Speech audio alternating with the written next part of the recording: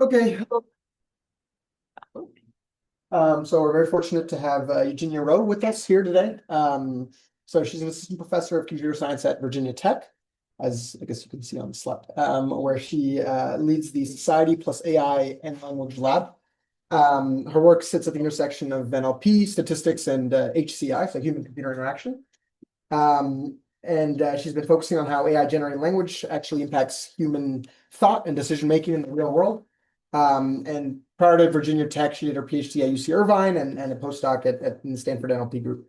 So today she'll be talking about the changing landscape of HCI and the social implications of AI. So Yeah, thank you so much, Lucas. let's all welcome Uh, So again, thank you so much for having me, and also thanks to Sadia for inviting me here. I'm really excited to share some of the work that my research lab has been working on. One thing that I realize about the research that I do is that I kind of sit at the intersection of HCI and NLP, and that requires me to kind of figure out how to talk the language of both communities. And it's really exciting to be here and get to know the NLP community at UCLA better.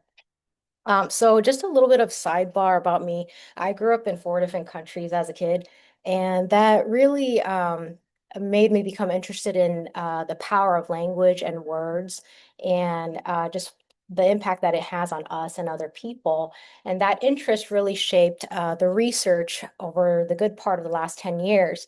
And one key area of my work focuses on modeling the impact of language on human behavior, namely how words affect the way we reason, decide, and interact with others, and how these effects to scale to broader societal outcomes. One concrete example of this from the work that I did comes from Stanford, where we analyzed the speech captured on the police body cam footages. And we found that the way the officer talks to the driver in the first 30 seconds of the interaction is extremely consequential to whether that stop will escalate or not. Even when we control for whether, the whether sorry, why the officer stopped the driver in the first place, how the driver responds to the officer, and things like neighborhood crime rate corresponding to the stop location. In another study, my team was able to show that causal language patterns on social media can significantly and consistently predict vaccine uptake and hospitalization rates up to 9 days in advance. And the technical contributions from studies like this include language modeling techniques, evaluation pipelines, and sometimes benchmark data sets that we open source to the community. But the point is, these studies over the past 10 years from my work consistently point to one fact, that language is a behavioral force, meaning it influences how people reason, decide, and coordinate action. And today, that force is increasingly coming from language models. The role of language models over the past decade is rapidly evolving from, text generators to active agents that people interact with on a daily basis across many contexts of everyday life. And the question is, what happens when these agents start to take part of that process? The second part of my research focuses on answering this question by building and evaluating human AI interaction systems. And here I ask, how do agents and the language they produce influence human behavior? And this second area of my research is what I'm going to be focusing on for the rest of the talk today. So if you look at this, I don't know if you guys have seen this before. It's a picture of an optical illusion. It's sort of what people call an impossible figure. So at first glance, it looks coherent, but when you trace the edges carefully, the geometry stops working. The edges and connections cannot actually exist in real 3D space. The structure only holds together as long as you don't look at it too carefully. And to me, I think this is the perfect metaphor for AI today. AI agents can sound really adaptive, supportive, and even socially aware. And that is certainly real substantive progress made possible thanks to years and years of rapid advances in NLP research. And the issue is no longer only about what AI can do or what it can generate, but understanding what that generated language does to people, to those that use it, and how it shapes our decisions, relationships, and interactions with others. And my argument is that when you look closely at how AI systems operate in real interactions, you start to see how it creates its own set of paradox, tension, and nested open problems that surface the same way the impossibility of this figure reveals itself once you start looking at it very carefully. And today I'm going to be talking about some examples from contexts where AI is designed to adapt to us, teach us, and train us. Recently, there's been a growing interest in LLMs, personalizing them to user-specific context, and many companies are looking at ways to do this better. For example, Apple introduced their personal intelligence system in their OS for a lot of their products, and it's powered by their in-house language models that interacts with users and learns about them to personalize the overall user experience. Does anyone know what this is? Okay,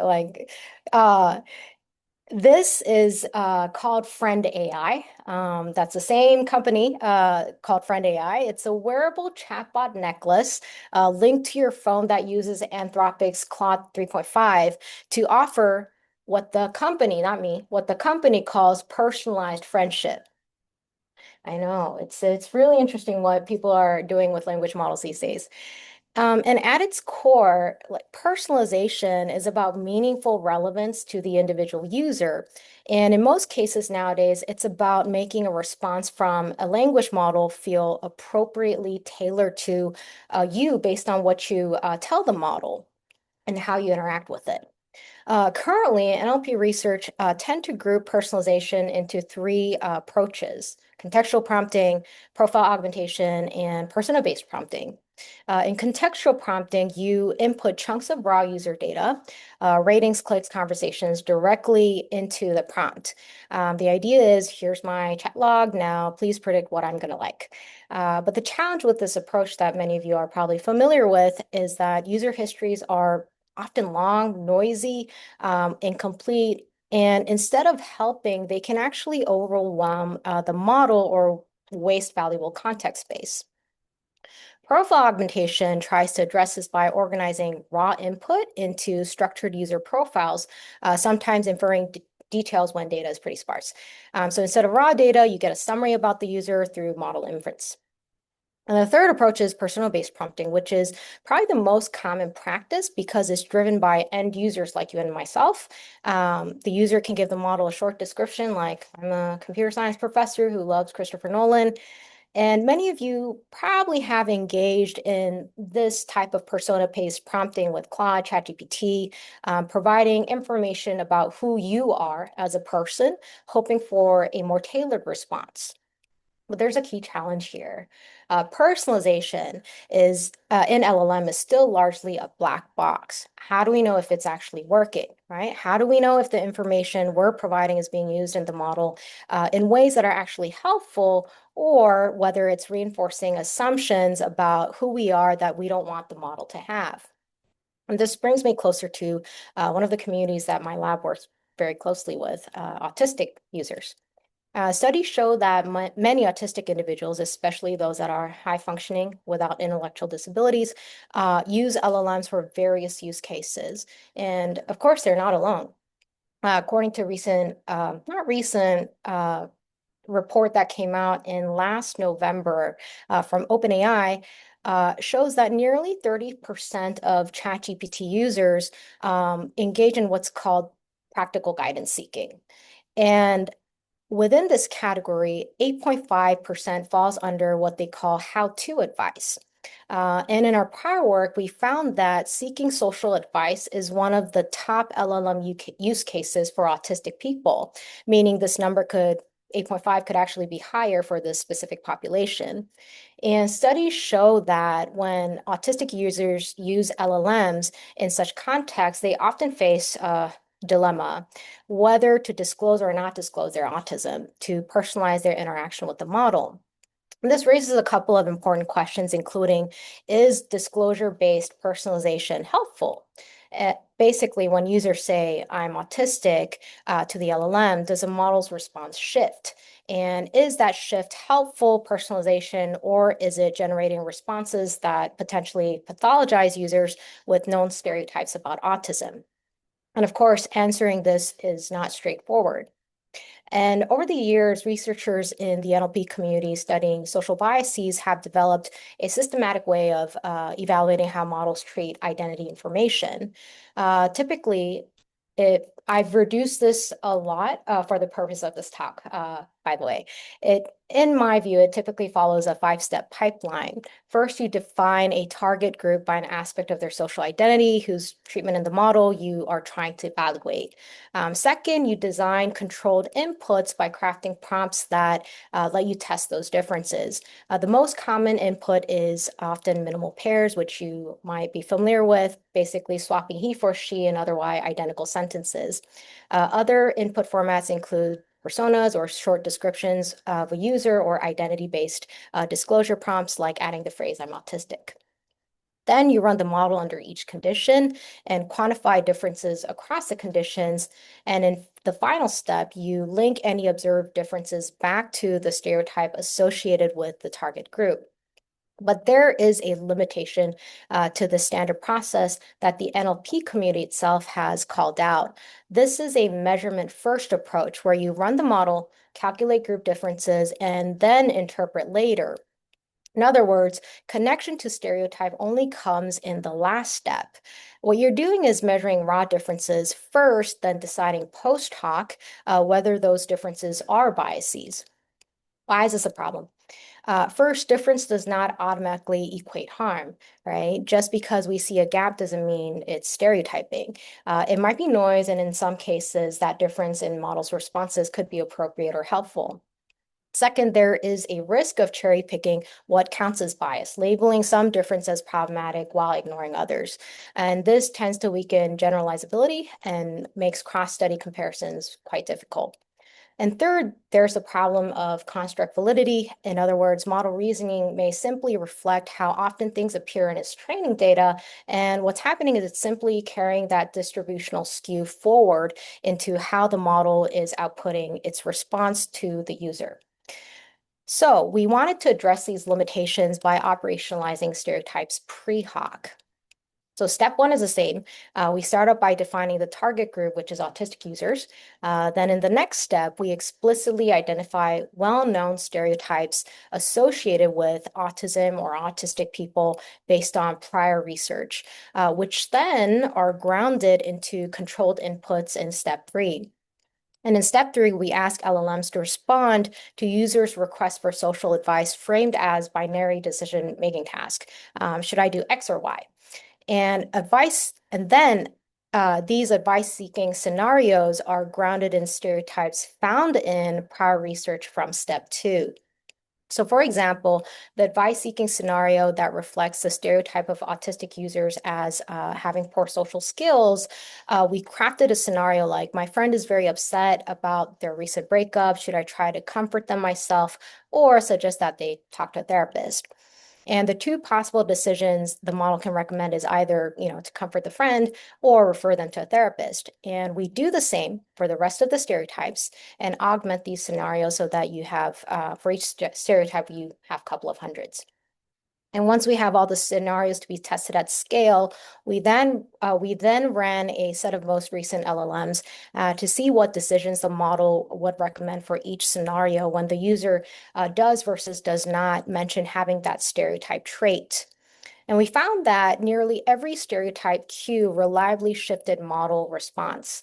11 out of 12 stereotypes produced significant effects for at least 4 of the 6 models tested, meaning when the user indicated that they had a certain stereotype, the model tended to recommend decisions that aligned with that stereotype, confirming that most of the stereotype traits consistently influenced LLM decisions and thus most importantly, validating the robustness of the scenario design as system inputs.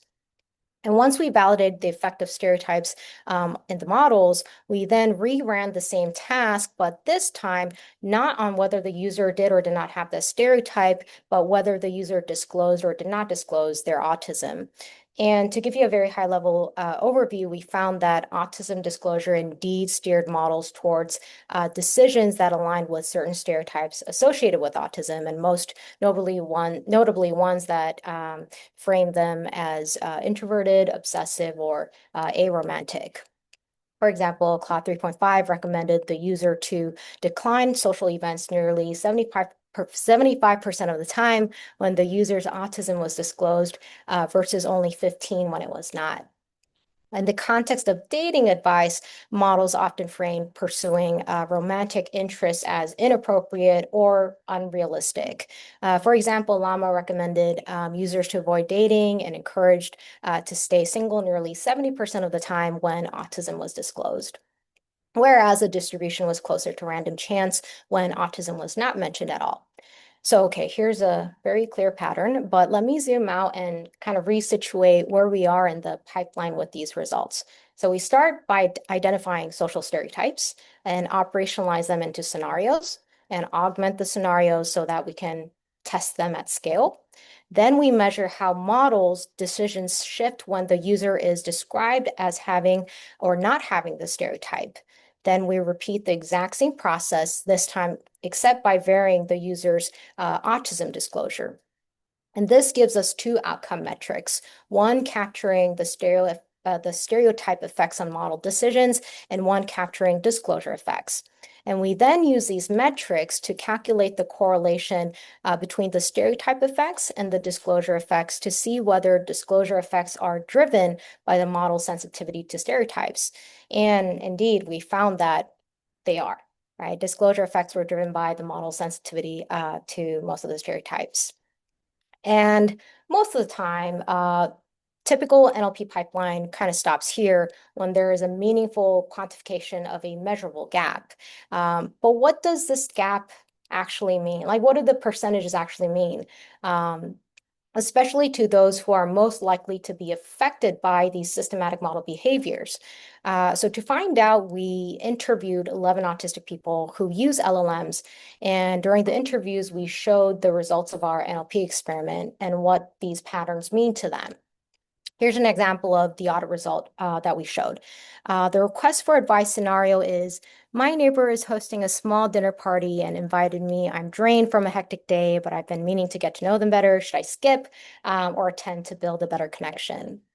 And on the left is the non-disclosure response from the model. And I'll let you read here.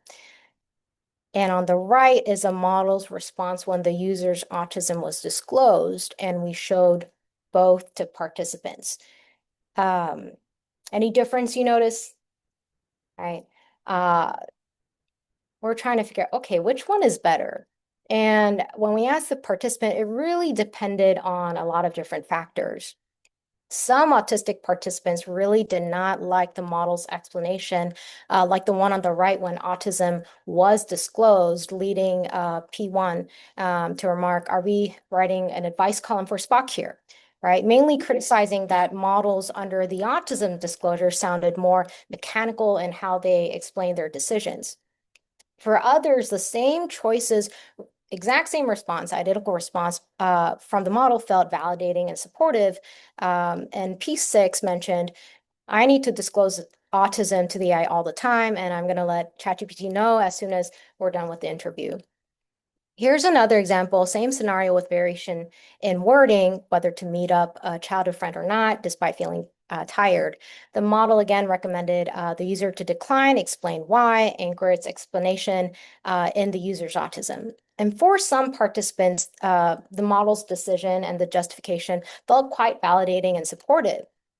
For example, P8 really appreciated that the disclosure led to seemed like the disclosure led to the model being more cautious and its guidance being more tailored.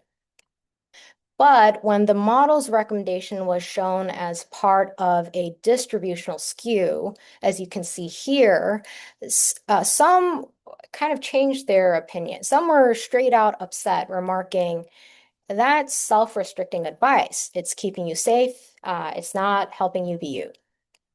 And this tension did not only appear across different individuals, but the same individual regarded disclosure-based advice as helpful in one situation and offensive and patronizing in another situation, depending on how it was presented. And we describe this phenomenon in the paper as the safety opportunity paradox, where specifically for autistic people, the trade-off between safety and opportunity is embedded in the model's advice. In other words, disclosure-driven advice from the LLM can feel very supportive and validating, but at the same time come across as biased and offensive by discouraging opportunities or taking risks. So as researchers, what this boils down to us is the question of, is it personalization or is it bias?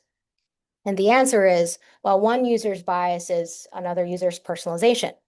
And this is a real open challenge for many of us in the HCI community because bias cannot be defined only as a presence or absence of difference between two test conditions.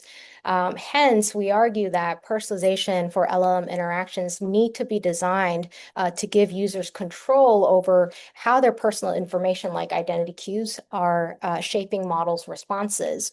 And why is this important? Why do we need to do this at all? It's important because to ignore the user's disclosure to the model entirely would be strange or even kind of dismissive, right? Like the user is unlikely to disclose their personal information like autism unless they expect it to shape the model's response in some way. And from a human-centered perspective, biases in language models cannot be assessed solely as a property of model outputs alone, right? Why? Because the material consequences of these systematic differences in model behavior is realized through how users encounter, interpret, and make sense of them, as we see in this study. Then how do we examine biases in language models in a more human-centered way? I think we need to reconceptualize how biases are evaluated and understood. And I argue that we need to examine biases as an epistemically relational phenomena that emerges through three elements: everyday user practice, model behavior, and human sense making. And I'll explain to you what I mean by this. Everyday user practice tells us how model behavior enters and shapes the user experience in daily life.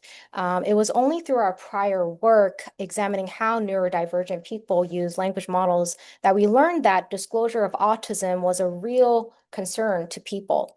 And this concern they face in everyday life and practice of using language models became the motivation and the guideline for what needed to be tested in the NLP experiment. A second, model behavior determines what outputs from the model users must continually make sense of. And that's why we need large-scale edits. That's why we need NLP experiments and not just qualitative studies, because many model effects only become visible in aggregate and at scale. And finally, because a difference between two test conditions alone do not tell us what harms, if any, those differences create, we need to understand what those differences mean to people who are most likely going to be affected by them. And human sense making gives you that piece.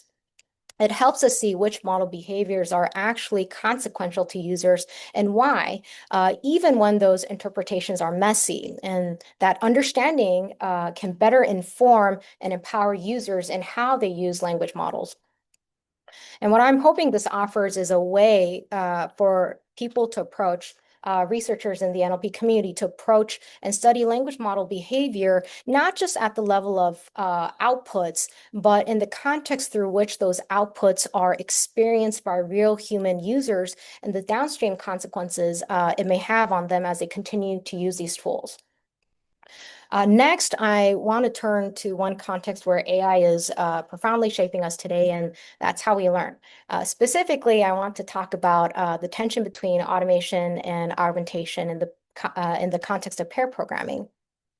So the idea of pair programming started in the 1950s with Fred Brooks and Bill Wright, who were then grad students at Duke CS. who coded side by side and realized that they just produced 1,500 lines of code without a single error. And as a computer science professor, I don't think I would be able to see that in my students these days. And this is pretty incredible, but I think it's pretty rare today. In the 80s, Constantine observed what he called dynamic duos, noting that pairs who worked together were faster and made fewer coding mistakes because they talked and reasoned with each other through dialogue. Then in the 1990s, James Kaplan from Bell Labs, who studied 50 software teams, published Developing in Pairs, which later influenced Kent Beck's driver navigator model. Probably you guys heard of this, the most popular version of pair programming that became central to agile software development. So up to this point, for half a century, for 50 years, both seats in pair programming were occupied by two people. The idea that two people sitting side by side, reasoning together was better than one person doing it alone. But this idea started to strain under scale. By the 2010s, programming education was moving online pretty rapidly, with massive open online courses enrolling hundreds of thousands of students from all over the country. And this is how I learned how to program as well. New York Times even called 2012 the year of the MOOC, with platforms like Coursera and edX launching globally that year. But with thousands of students enrolled simultaneously and remotely, it became almost impossible to sustain that one-on-one dialogue that made pair programming effective. And the research community in HCI, of course, responds. And they responded by exploring how to recreate collaboration without a co-located partner. And that's how we got what's called remote and distributed pair programming, as well as early intelligent tutoring systems in programming that could give hints and feedback when no human partner was available. And tools like Georgia Tech's Joe Watson, I don't know if you guys know, which was basically a virtual TA, a teaching assistant, were some of the first attempts to place something non-human in that second seat of pair programming. But all of this is still pre-LLM era. Some of these intelligent tutoring systems could scaffold learning to some degree, but they still weren't quote unquote reasoning partners, right? They couldn't hold a conversation, adapt to your think aloud in real time, and so on. But then almost three years ago today, OpenAI launches ChatGPT in November of 2022. And then came Microsoft Copilot, Claude, Gemini Code Assist, that basically could do much of what a programming partner does: reason, debug, and even debate with you. And for the first time, AI could virtually replace the human in that second seat.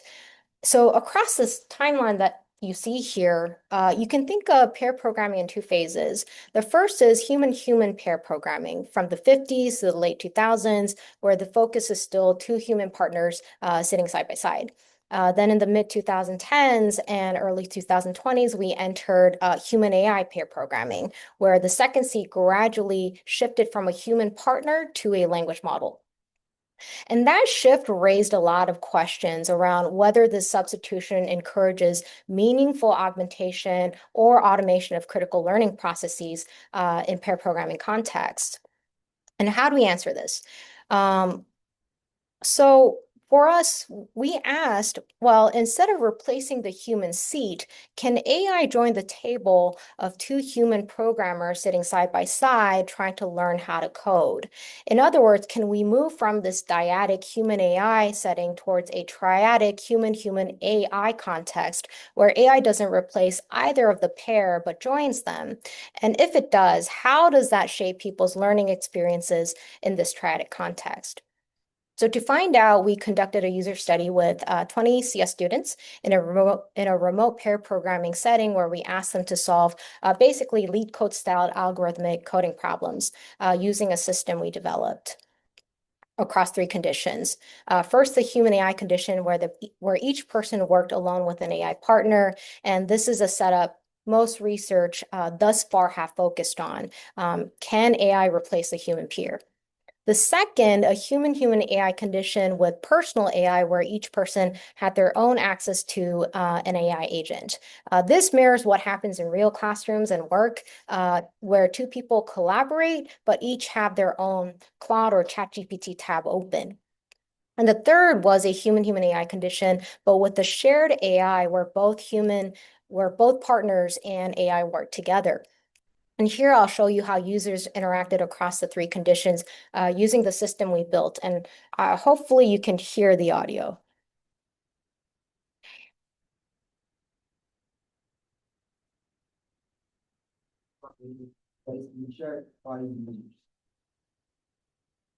To collaborate, to develop an idea and create a system in our full can share the workspace and enhance the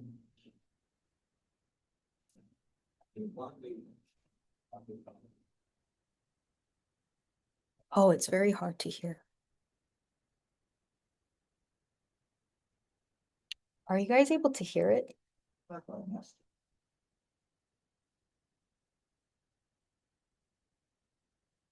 Okay.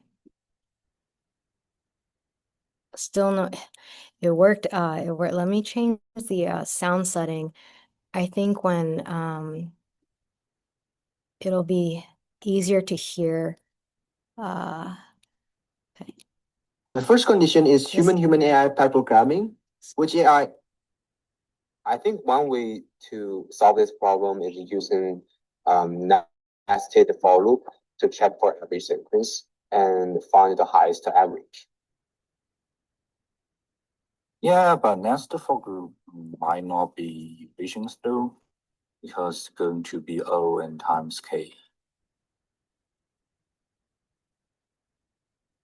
Simultaneously, a shared AI will proactively intervene in the moment of silence. Exactly. Nested loops lead to O and K complexity. In this scenario, all the interactions with AI will be shared among both users. Users can also get AI help through an interactive interface by right-clicking a code block. Additionally, they can also get AI suggestions when running their code.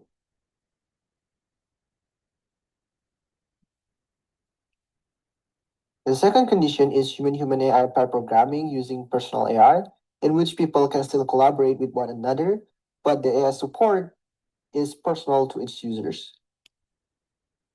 So you don't have a shared working space in the chat tab. By the way, Bob is the AI. And the last condition, each human only work with AI support without additional human partner.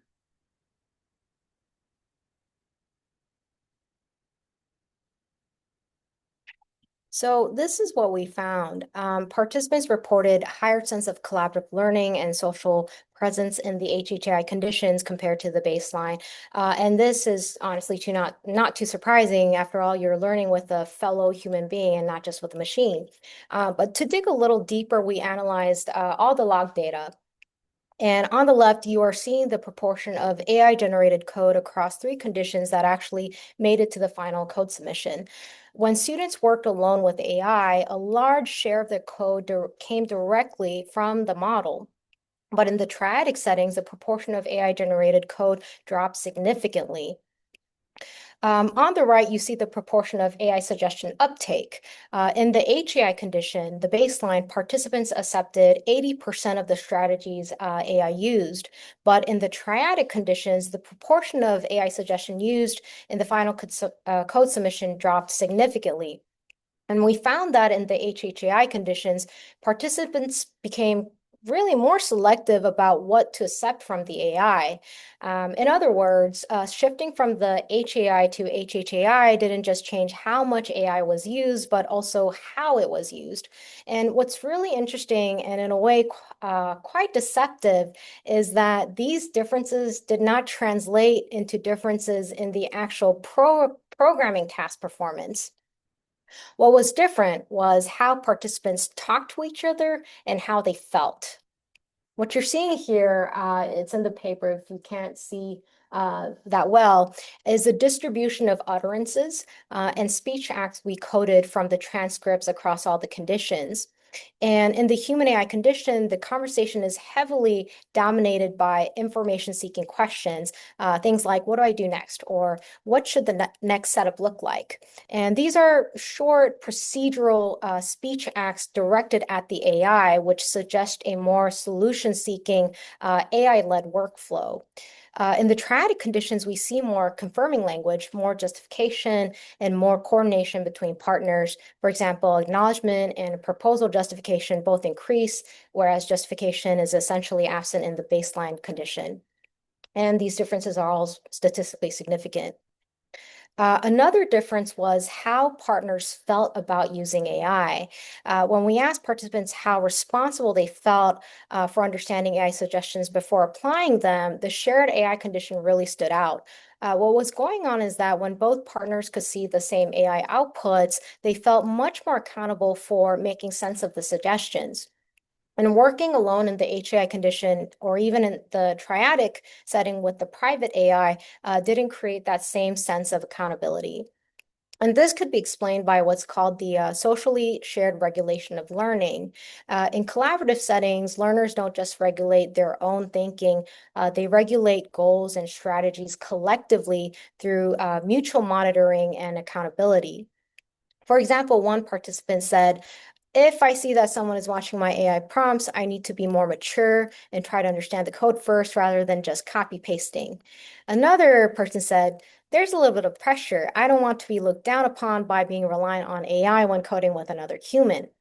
And what this shows is that responsible use of AI for learning was socially constructed through peer presence. Knowing that a partner was observing their interaction with the agent made participants use the agent more responsibly.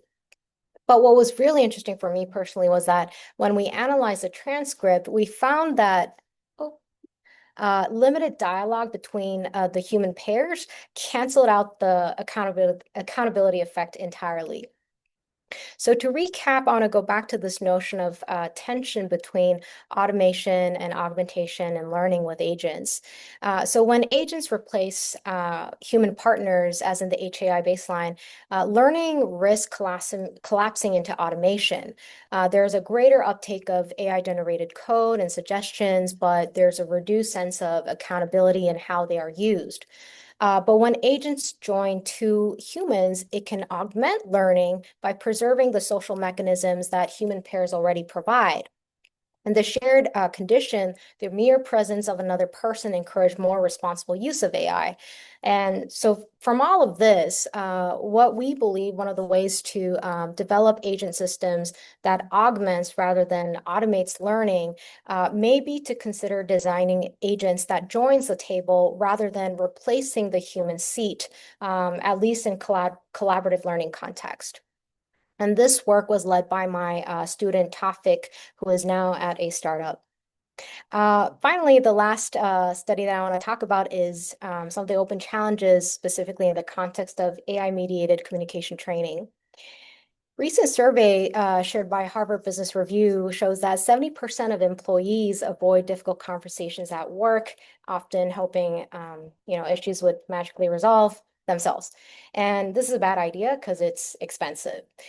It's estimated that poor communication at work can cost US companies up to 1.2 trillion annually.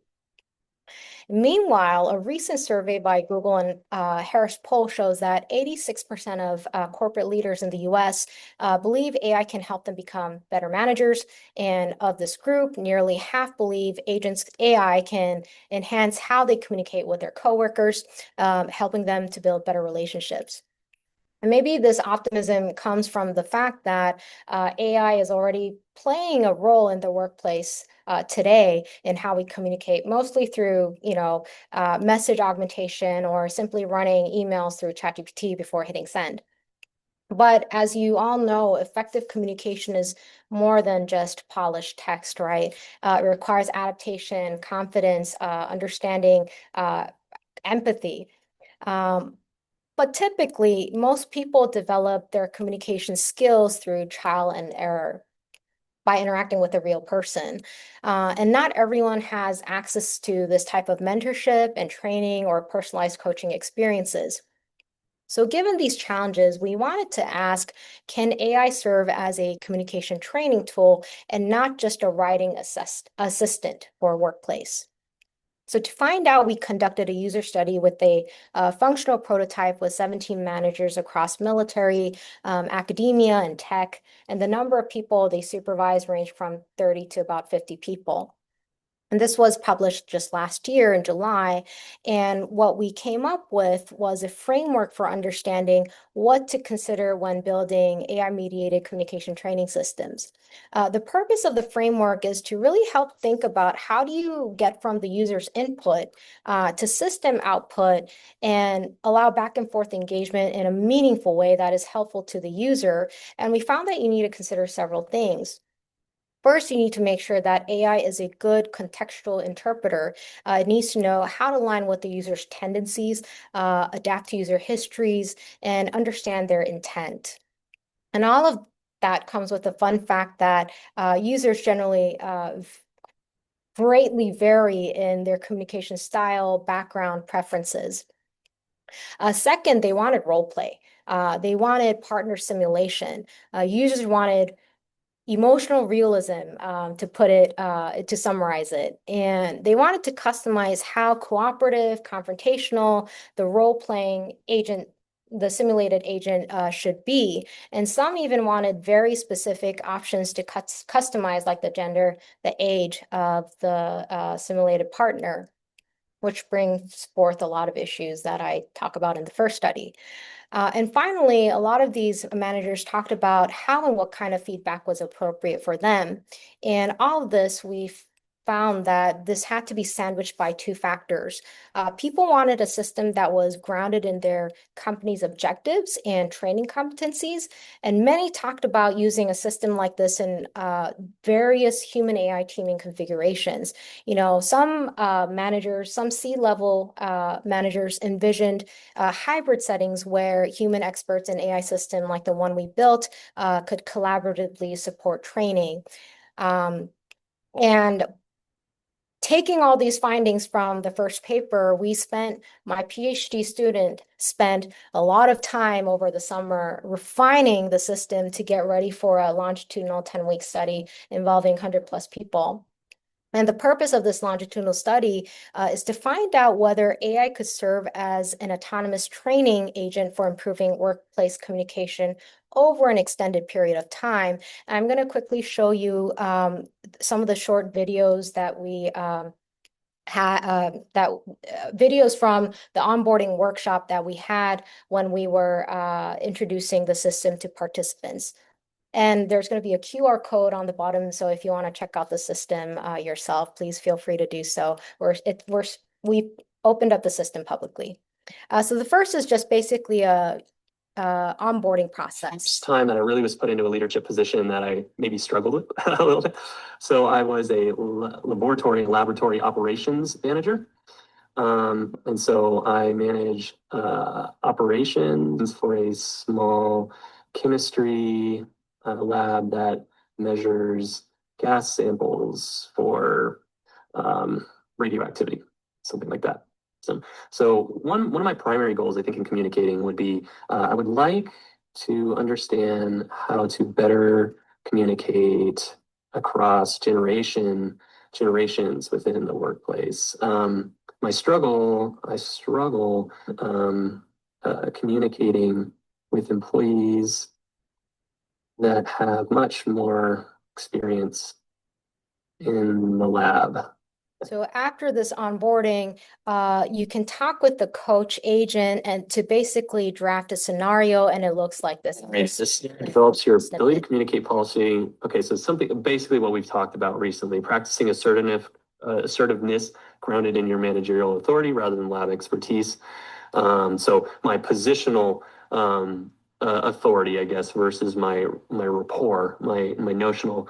So then you're meeting with Jordan. Here's the actual scenario. A lab technician with 12 years of lab. That's pretty accurate from what I dealt with. You've experienced quality assurance procedure. It needs to be corrected.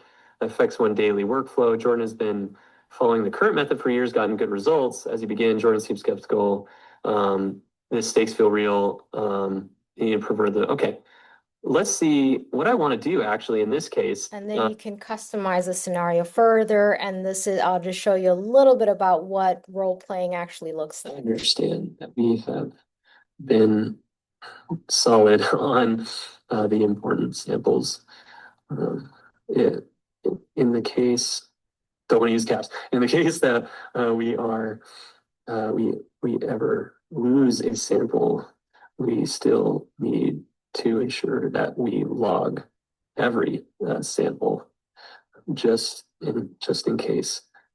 That way we might be able to track down the root cause. And then so on. And on the side panel, you can see that it's going to track how you progress with your goal in the role play. And we showed this to a lot of people, including Virginia Tech's people from Virginia Tech's HR. We worked with coaches, executive coaches who train thousands of Amazon employees, Amazon managers. And here are some early results that we got back from participants. And this is what they shared with us so far. So after each role-playing session like this, you have the option to provide an open-ended self-reflection inside the system. And this is what one user said. I'm starting to realize I need to back myself and speak from my expertise without over-explanation, making everything sound polite. I think I can be more direct and stand behind what I know. Another person, others were kind of diving deeper into what the role play helped them think about in real life situations at the workplace, and the situation that they were facing almost every day. And P35 remarked, I catch myself delegating because I'm afraid of messing up or sounding unsure. Even in areas I know well, I feel uncertain and need time to process. I don't think fast in the moment during meetings, and that makes it hard to trust myself and speak up. So these are some of the early findings, and we're still collecting data. And once we're done, I'd love to share the final results with you. But coming to all this point, we grappled with a lot of open challenges for this type of study. The first challenge was figuring out how prescriptive the agent was going to be. There are many theories and learning modules around leadership communication. And when we talked with psychology researchers who study corporate leadership, we talked to many of them. And there was a lot of back and forth about which theory, which learning module, which curriculum should serve as a North Star for the language model agent. But from the CS side, we also, what was running through our head was, well, LLMs are trained of massive corpora of human text, which means there's a possibility that that these models have already ingested volumes of communication theory and leadership communication, and it turns out they have. So we were faced with the question of, are we constraining the model already, what the model already knows by prescribing what we as humans think is best? And what is the right balance between prescribing hard-coded frameworks versus taking advantage of the model's emergent adaptation capabilities? And after many, many discussions over months, we decided to take a minimally prescriptive approach for two reasons. First, we wanted to give users a better training experience by allowing the model to sort of uniquely adapt to how they were using the system over the course of 10 weeks. And second, we were, as researchers, curious about what this adaptation would look like from the model side. And the model's adaptation and the training output became an object of interest that we wanted to understand better through this longitudinal study. The second open challenge we faced is designing evaluation when training needs to be both scalable and incredibly personally adaptive and individualized. In most communication training programs, or most training programs in general, evaluation is pretty much straightforward because everyone moves through the same curriculum, and improvements are typically defined against a fixed benchmark. But in our setup, we have designed the agent to tailor the experience uniquely to each person over the course of 10 weeks. And the very definition of what progress looks like becomes very fluid. So what does improvement look like when the target itself is shifting with the learner? And our approach here was to measure change as it unfolds rather than against a single benchmark. So in each session, we compare how users rate their own performance with how the agent rates them using the same metrics, several metrics that are already validated in psychology and communication. And over time, our goal is to track how those perspectives, whether they merge, whether they move together or apart, and we're hoping to triangulate that with 360 feedback, what's called 360 feedback or evaluation from colleagues that our participants work with in real life at work. So to recap, just checking how much time I have, when models aim to adapt to users, we encounter a paradox where bias and personalization can pretty much look the same. When models teach, we have to confront the tension between what is considered automation versus augmentation of learning. And when models train, we face some of the open challenges that I've just shared with you. And what this all points is that human-centered NLP is not just about generating fluent text and output. As you can see in the studies that I just shared today, it's also about recognizing and understanding what that language does to people. And why is that important? It matters because language has always carried consequences. Historically, those consequences were tied to the people producing it. You know, humans speak, humans bear responsibility for what they say, social norms encode and enforce meaning, and institutions regulate speech. But now agents can output fluent language and text at scale very quickly, and often detached from the same accountability mechanisms and structures. And the outcome of this is that language risks becoming fluent without accountability.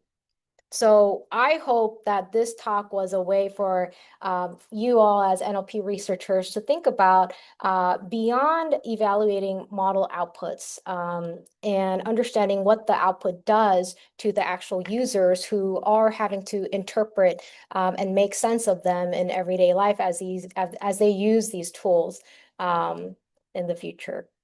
Okay. Thank you. And I don't know if I have time for questions, but I'm happy to take any right now or through email. Yeah.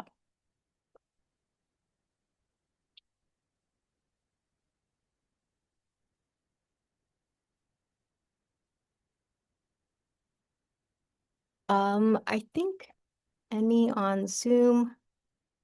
Sorry. Okay. Okay. Yeah. One or two questions, I think. Okay. Yeah. I was going to ask about kind of defining ingredient when you were describing the problem with the SMART framework. Your third point was that there is construct validity risk, where the kind of way that I wrote it down for myself was could reflect base rate realism reflected in the training data.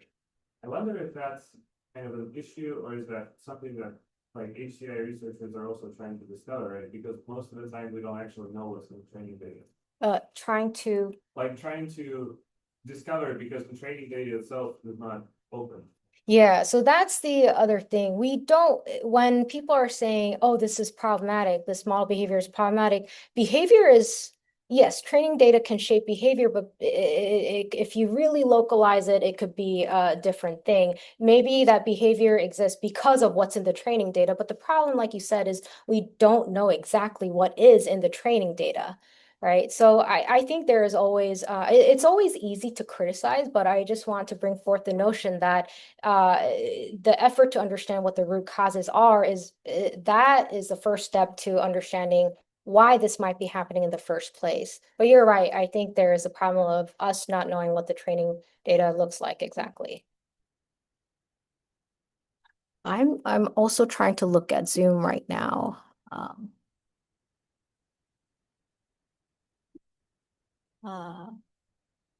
Okay. Oh, yeah. Hi, first of all, great talk. It was really insightful. I had a question just like on the last project you were talking about with the like a job in coaching. I was wondering if you guys ever considered using an interface besides text, because I feel like in like a real work life situation, having an in-person conversation is Yeah. like having a hard conversation via Slack or something. Yeah. So I was like wondering if you guys consider like video or like Yeah. voice modality, things like that. Yeah, so we worked with a former Amazon like ex-Amazon communication coach who works with managers at Amazon specifically on better interpersonal interaction, and she highlighted it would be really incredible, like in the future, to have basically where they can go into booths and just practice talking to a real person that extends beyond tech-centric interaction, right? But we first wanted to start out with just go from text-based communication, because a lot of the conflicts that we see also happen in what is written and sent and the back and forth between. And I think the tendency is some people try to resolve communication in different modalities. And sometimes when that boils down into text, it can feel very different. But to answer your question, right now the role play is based on text-based communication, and I think in the future, given what people in the industry are wanting to see in from technology development, I think it's going to move towards modalities beyond text interaction. Yeah.